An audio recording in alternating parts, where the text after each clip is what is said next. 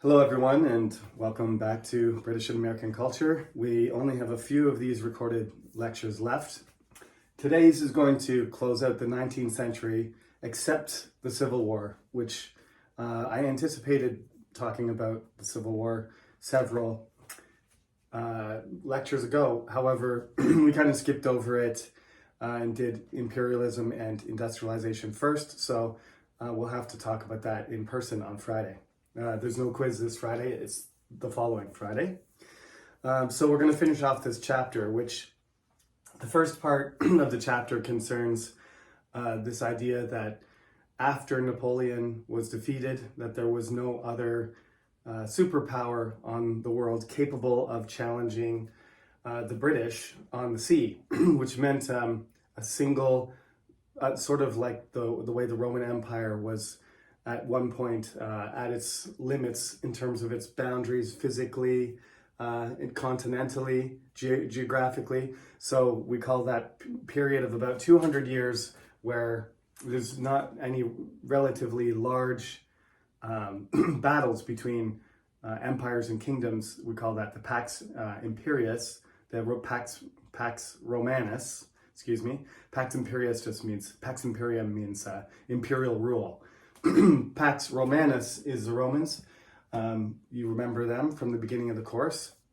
And the British always had an admiration for them since they sort of had a hand in creating their early civilization. So they call themselves the British Empire and imitate in some ways what the Romans did.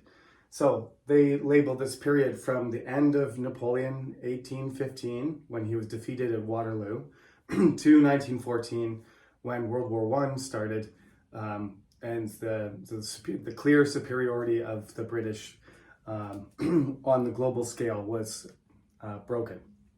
So, of course, there's good things and bad things about this, just like imperialism in general.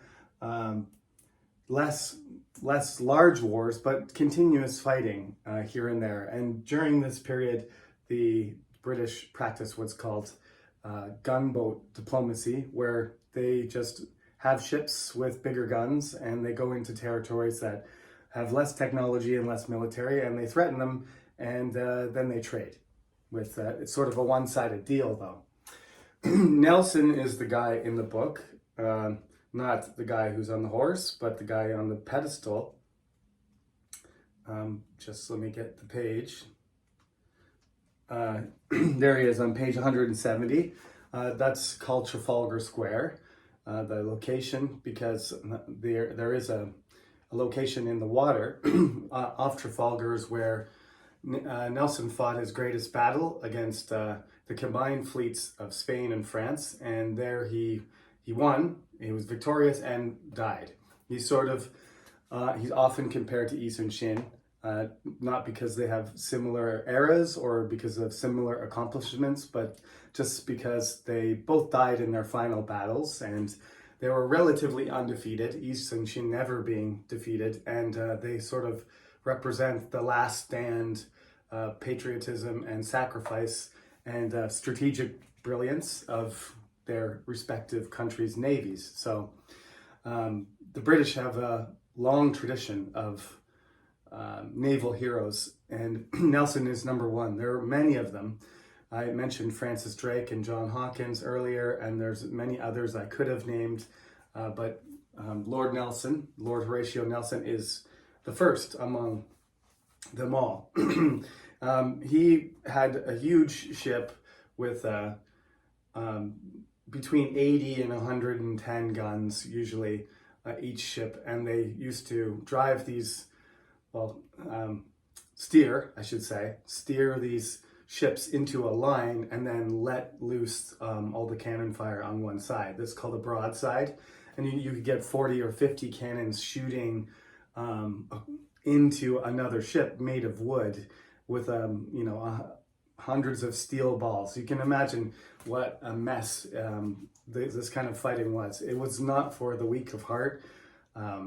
Fires and drowning, always being on the sea, being able to get free if your ship is sinking, and metal and rope and steel flying all over the place. It must have been absolute mayhem.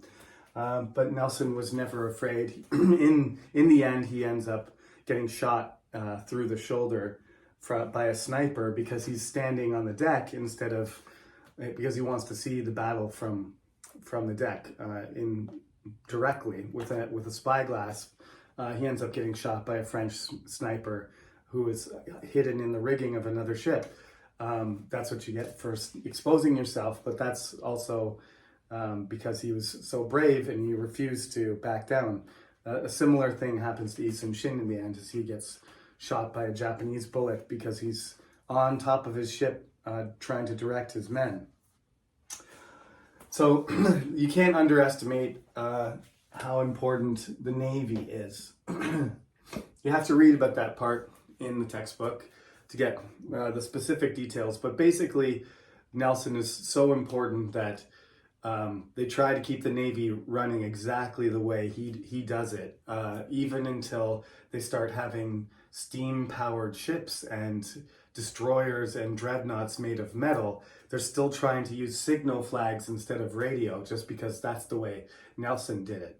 So he gets so much credit and is revered so much that he almost in certain cases almost prevents the Royal Navy from developing, because they just want to be at their best, which was when Nelson was an admiral for the fleet. So obviously they realize their mistakes and they start to change their technology in World War I finally, but it's about 100 years of trying to do things the way Nelson does. That's his influence on the Navy. Obviously, Napoleon has a lot to do with this. I don't have time to talk about how important the French have been. I think I've emphasized it enough, especially going back to the 100 Years' War and the fact that William was from Normandy and that English people who were wealthy, the upper class, Anglo-Norman upper class, spoke French for hundreds of years. You can't underestimate how much the nation and the kingdom of France affected the development of England. And Napoleon was almost as important to England as he was to France, I would say. He made their greatest hero, and it changed the way that they ran their country for decades after that. So, but after Napoleon, you sort of have a period of, empires sort of struggling against each other within the body of Europe, and then eventually bursting out into Africa and across Asia. In the 19th century is when the imperialist projects of various nations, Belgium and Germany, starts to try to acquire imperial possessions. All of these things start to happen and progress and develop until we run headfirst into World War I, which changes everything. And the colonial period really doesn't last that long, but has a huge impact on the way the world looks today. So we have to talk about that. But that has a lot to do with Queen Victoria and her age. And when you say Victorian, it means a lot of things. You're going to have to read, what kind of person Queen Victoria was. She's largely a symbolic person who you would think maybe she would be like a Queen Elizabeth type person, the body of a woman, heart of a king kind of thing. Or she could have been like Queen Anne and just kind of controlled things from above and used sort of a stern but motherly touch. But she was more concerned with her family, and she was apparently completely in love with Prince Albert, her Hanoverian husband, Saxon-Coburg Saxon-Coburg. He's a German prince, and she remains the queen, so she has more power than him, but generally she plays the role of a domestic, sort of benevolent domestic figure with a lot of power, certainly, but not needing to use it violently or to be necessarily independent. There's a lot of books that are written during this period. Jane Austen, before Queen Victoria, her time, the Bronte sisters and others, George Eliot, they're going to write some really great literature. Mary Shelley. These are all British women who are going to write great literature, but Victoria doesn't really promote female activities outside of the domestic sphere or their gender role, which she becomes very depressed and gloomy once her husband dies, and doesn't seem to be as motivated to do anything except for her duty, which I suppose that is her choice, but it certainly didn't help progressivism or feminism to have a very conservative queen on the throne for 50 plus years. That's what I have to say. But anyway, there's a lot of fashion, there's a lot of architecture, there's a lot of style, and the period itself, the 19th century, is often called Victorian because of Queen Victoria, because of her style and her influence. Jane Austen, I put her in the textbook in the last version because there is a lack of female representatives in the book, which I have to continue to fix going into the 4th edition. I think I might be doing that this summer.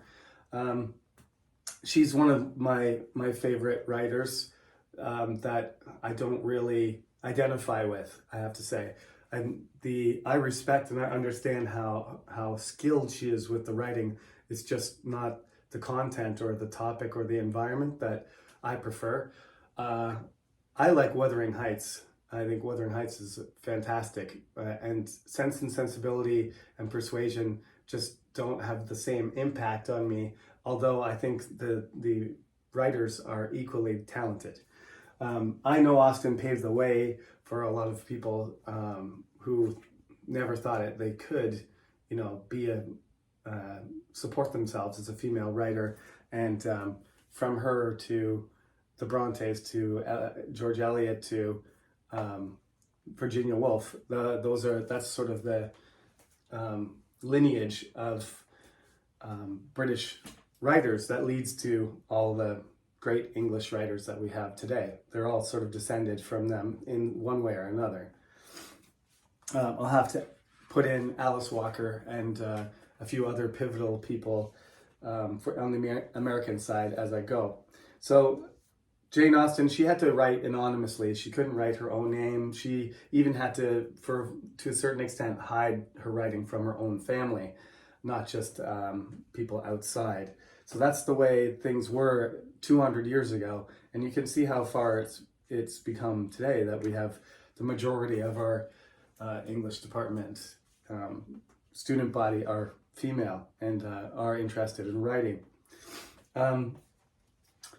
So Dickens is somebody you'll definitely be exposed to, because I know several of our my colleagues, professors in our department, teach Charles Dickens and are experts.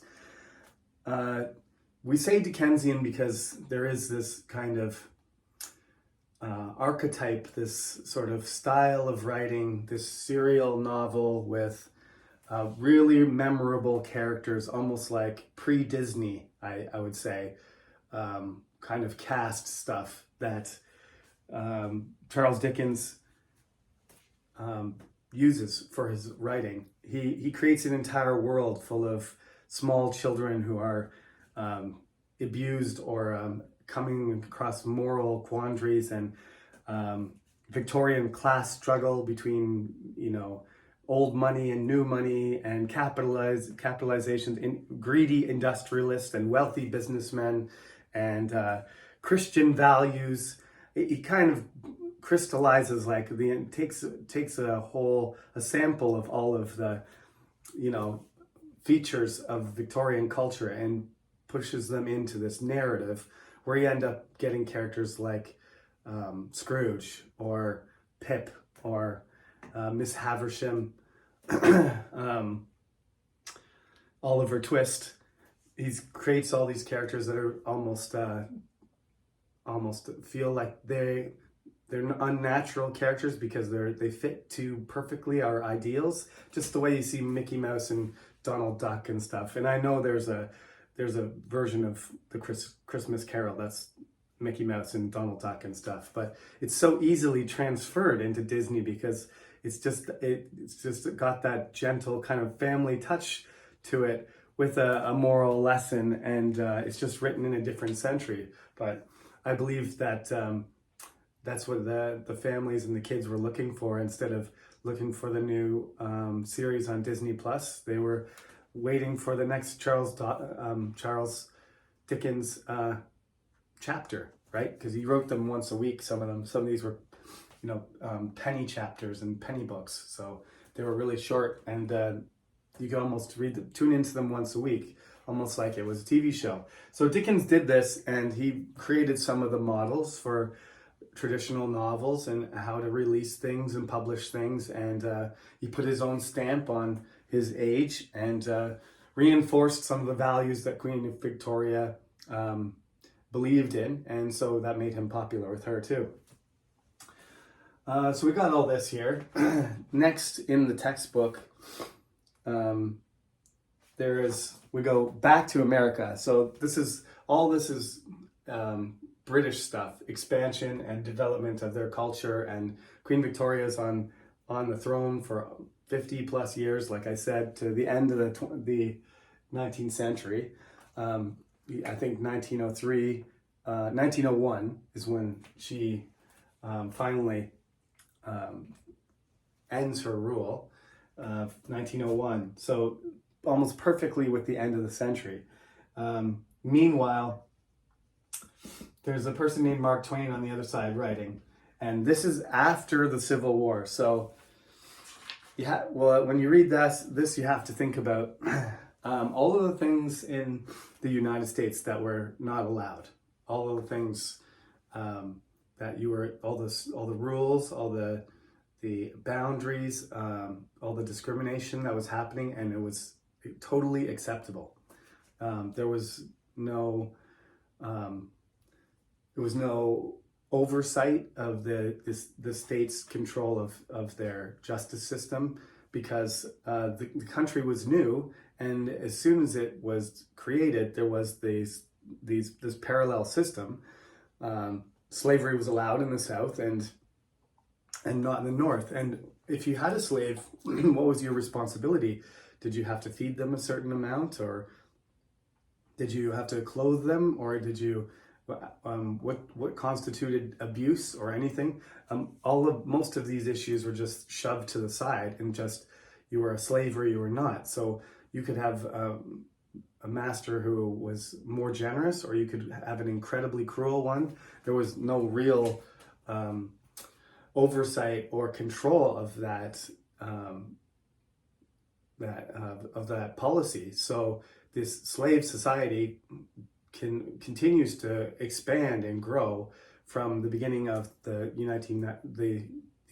independence of the United States, which is 1783, until the war breaks out in 1861. So you've got 75 years for the system to grow and to take root, and for all of these things to become worse. Initially, there was obviously a less paranoia and less rules, until some people decided, some slaves tried to escape. Whatever race they were, whatever type they were, where they were from, doesn't really matter. But the slave masters started to be concerned that there was going to be a revolt or a rebellion, just like in every slave society, like in ancient Egypt or in Rome, ancient Rome. Spartacus is a famous gladiator who revolts. There's going to be revolts because the conditions of the slaves are terrible. They have no freedom, they have no rights, they have no hope, they have no future. Human beings want to escape those conditions, and the slave masters in the South know this.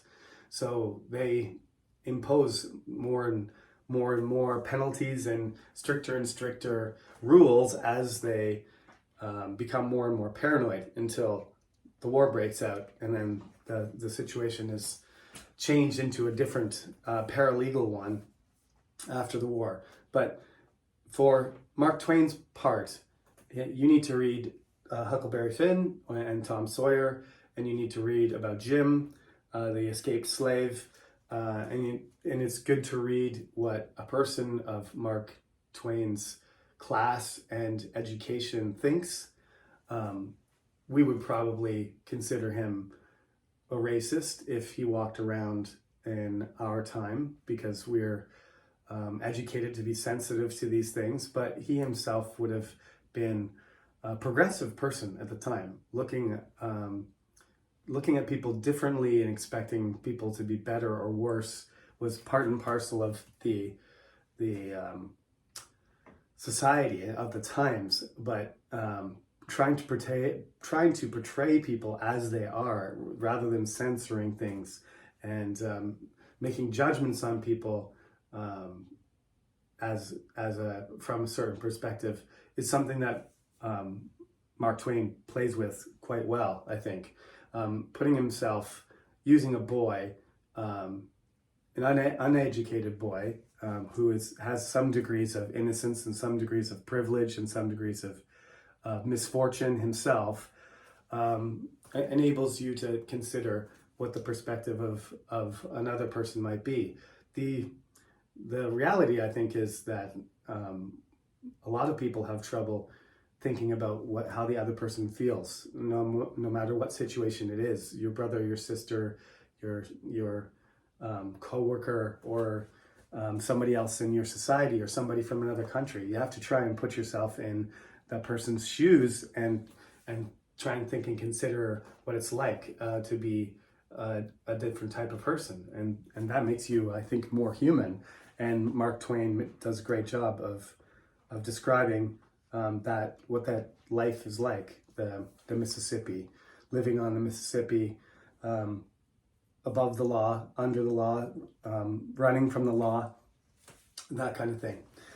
So that closes off the chapter 5. So we have one more quiz, and we'll be moving through chapter 6, including the Civil War and Native people, and a little bit more about the slavery issues and the amendments and the Emancipation Proclamation. We'll talk about that this Friday, and next week being, I think, the last